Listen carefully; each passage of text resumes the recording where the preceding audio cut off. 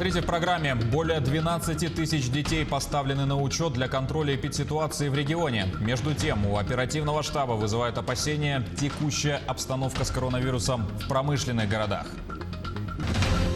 Чуть меньше года осталось до 21-й национальной спартакиады «Игры Манчары». Весь в Бердигистяхе продолжается возведение 5 новых спортивных объектов. В автопарке сельхозкомпании «ИЛГ» пополнение. В селе Абага Амгинского района представили новый силосный комбайн.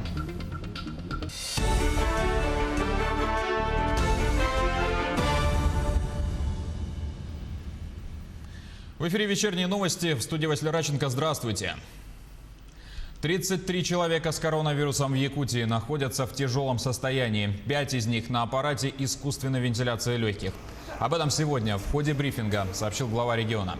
За сутки выявлено 49 новых инфицированных, 39 из которых в Якутске. Всего с начала пандемии зарегистрировано 5424 случая заболевания COVID-19. Айсан Николаев рассказал, что сейчас большая работа ведется по профилактике и контролю заболеваемости среди детей. На учет поставлено 12 тысяч ребят, которые выехали за пределы своих городских округов и районов. У нас по республике сегодня на учет поставлено 12 тысяч 6 детей. И принятые меры в районах республики, на мой взгляд, позволили, во-первых, достаточно хорошую систему контроля за здоровьем детей, приезжающих в районы, установить. Ну и, во-вторых, конечно же, обезопасить здоровье, в первую очередь, родственников старшего поколения от возможных случаев заражения новой коронавирусной инфекцией. Санаторно-курортные организации перестанут требовать у въезжающих постояльцев справки об отсутствии коронавирусной инфекции. Соответствующий приказ Министерства здравоохранения вступил в силу сегодня.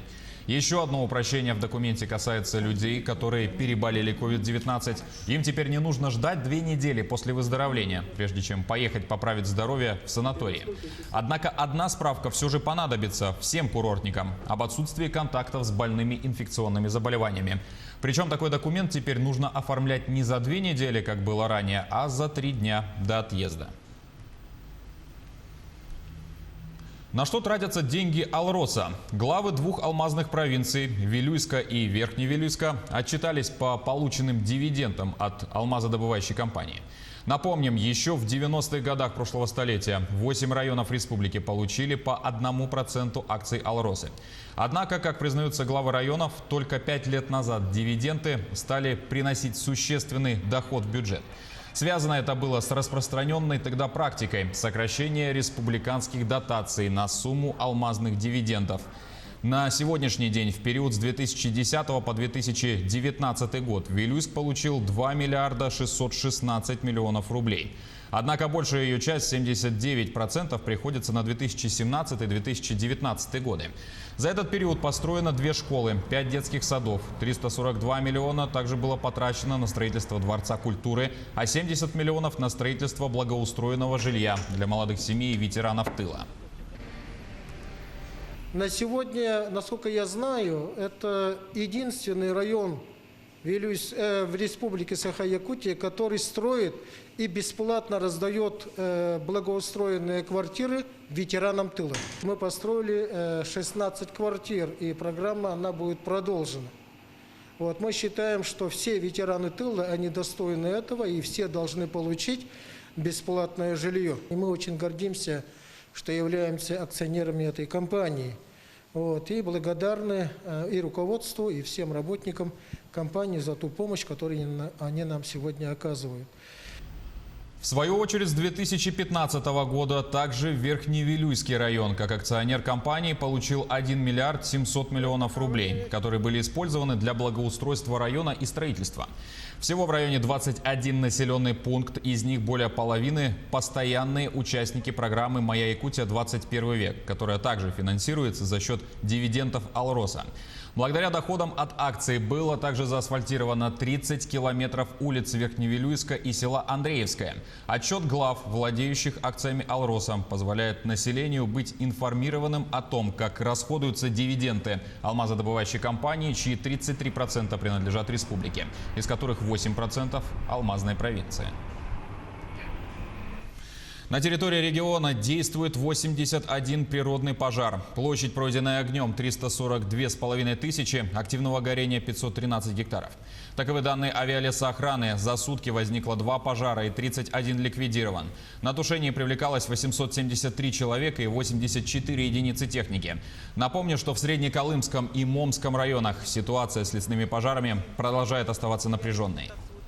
Сложная лесопожарная обстановка сохраняется на территории Алданского, Верхоянского, Кобяйского, Момского, Среднеколымского, Татинского, Усть-Алданского, Усть-Майского и Тампонского районов, где зарегистрировано 67 очагов природных пожаров. Все превентивные мероприятия по противопожарной защите населенных пунктов выполнены. На днях в Жиганске торжественно установили первую сваю 49-квартирного каменного жилого дома по федеральной программе «Переезд граждан из ветхого жилья». Подрядчиком выступает компания «Альянс-2005». Это уже их 4-й крупный объект. С 2012 года построили здание Центральной районной больницы, детский сад, аэровокзал. Также ведется реконструкция взлетно-посадочной полосы аэропорта Жиганск. Строительство многоквартирного дома завершится осенью 2021 года, куда будут переселены жители 4 многоквартирных ветхих домов. В принципе, я думаю, что к концу года мы уже смонтируем в полном объеме коробку и на следующий год уже приступим к устройству инженерных сетей и отделочными работами заниматься. По мере возможности будем привлекать и местное население. В разные этапы, разное количество персонала будет задействовано в зависимости от последовательности работ. Новый пассажирский автобус поступил в поселок Хандыга Тампонского района. После оформления необходимых документов и подготовки он выйдет на поселковый маршрут. Мария Винокурова продолжит. В бюджете 2020 года по решению администрации и депутатов поселкового совета были предусмотрены денежные средства на приобретение нового автобуса для предоставления транспортных услуг населению в границах муниципального образования.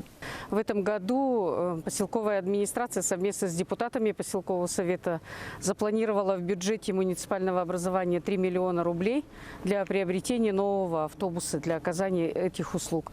В конце июня был проведен аукцион. И вот сегодня радостная весть. Автобус уже у нас в поселке Хандыга. В последний раз автопарк обновлялся в 2017 году. Прибывший поселковый автобус отвечает всем современным параметрам для эксплуатации в условиях севера. Вмещает в себя 80 пассажиров, из них 30 мест для сидения. Данный автобус утеплен, зимний пакет установлен, двойное остекление, дополнительные печки, дополнительный водяной подогреватель, и будет гораздо теплее и комфортнее в зимнее время. Обновление автопарка – веление времени. Новый автобус позволит жителям перемещаться по райцентру в более комфортных и безопасных условиях, особенно в зимнее время. Мария Винокурова, Александр Тиянич, Хандыга, Тампонский район. Чуть меньше года осталось до 21-й спартакиады по национальным видам спорта «Игры Манчары». Соревнования пройдут летом следующего года в селе Бердигистяк Горного района. Подготовка идет полным ходом. Строятся 5 крупных объектов. Это стадион с трибуной на 1000 мест, мобильными трибунами на 3000 мест, многофункциональный спортивный зал, ипподром и универсальный стрелковый комплекс. За лето 2020 года по договору были наняты 360 рабочих. Из них около 100 являются студентами и местной молодежью. Я вот недавно прибыл с армии. Хотел после армии поступить в горного инженера.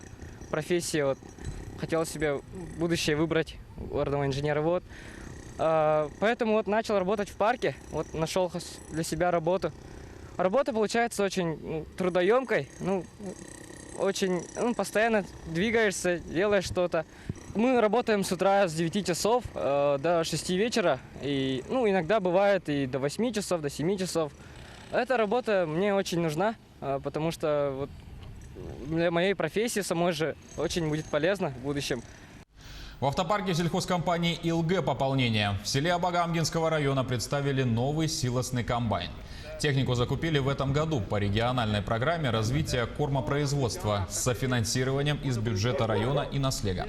Стоимость комбайна 6 миллионов рублей. Уже в эти дни он выйдет в поля.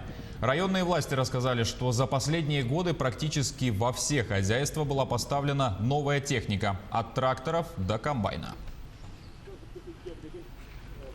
Подарок для юных телезрителей сделало дочернее предприятие «Алроса». Алмаза Анабара выпустили очередную серию мультфильма на якутском языке. Мультсериал о лисенке Тако предназначен для детей от 2 до 5 лет. Создатели говорят, мультфильм во многом уникален. От начала и до конца придуман и создан на территории Якутии. Что нового узнают в 3-м выпуске юные зрители, расскажет наша коллега Ивана Филиппова. Белохик гебрах паттар. Тәвид дойдутун айылгабытын кырыстык тақпыт. Хомия жак тақпыт.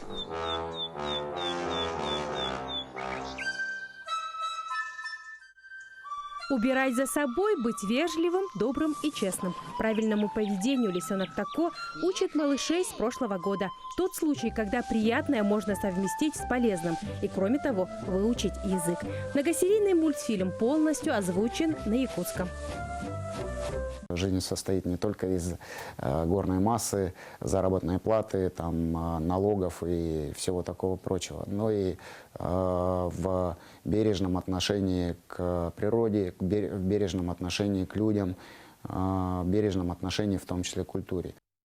Над проектом мультсериала работали 12 творческих групп и художников-аниматоров Якутии. Они предложили несколько вариантов для будущих героев. В итоге выбрали эскизы студента Якутского колледжа технологии и дизайна Сафрона Варламова.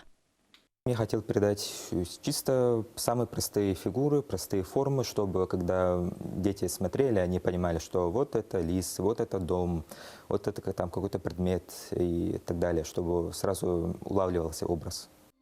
Летом Алмазы Анабара выпустили очередную серию мультфильма о лисенке Тако. В 3-м выпуске мультсериала зверек объясняет юным зрителям тему финансов и накоплений. Мультфильм можно увидеть на детском YouTube-канале Чохон. Мультфильм сам по себе призыв. Просто мы поняли, что нам необходимо это сделать.